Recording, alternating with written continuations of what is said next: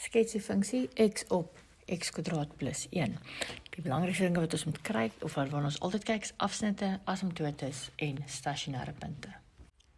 Afsnitte is 0, 0, slegs 1 horisontale asymptoot van y streef na 0. Gebruik die kwosiëntreël om eers die afgeleide te kry vir 'n rasionele funksie.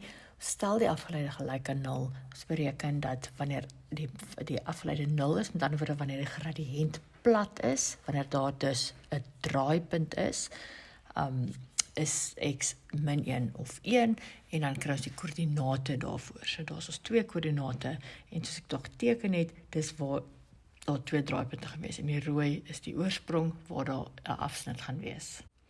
Ons sê dis nou 3 koördinate, en ons weet die asymptoot is horisontaal, soos wat x op pad is na oneindig, so strewe y na 0, bo en onder, maar ons weet nie of die pers grafiek gaan wees, of die rooi grafiek, en ook die konkaviteit nie. So ons gaan verder kyk na die tweede afgeleide, maar dis nogals baie moeite met daai een, so dis, ek sou sê, dit is amper makliker om net te kyk na die gradiënt links en regs, en dan of in die middel tussen die draaipunte.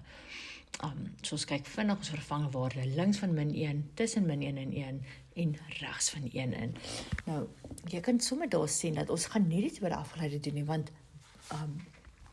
buigpunte is nie hier ter sprake nie. Want by 0, 0 is 'n noodwendige, dis 'n metriese of 'n asimetriese funksie wat noodwendig by 0, 0 gaan die buigpunt wees, die konkaviteit verander. So is nie in hierdie daar is my spesifieke grafiek is dit nie nodig om die tweede afgeleide te doen nie.